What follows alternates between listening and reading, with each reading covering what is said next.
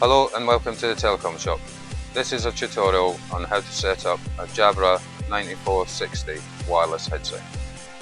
When you purchase your Jabra 9460 wireless headset, you will receive one base station, one headset, one power supply, one USB lead and one small connection lead.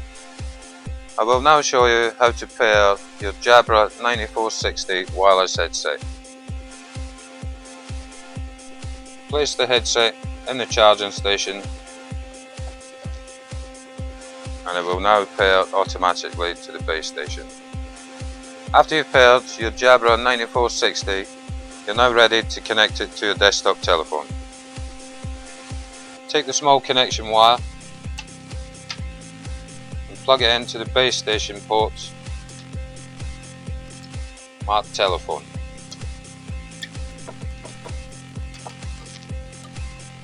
And take the other connection end and connect it to your desktop telephone port marked handset. You then take the small curly wire and connect it to your base station port marked handset.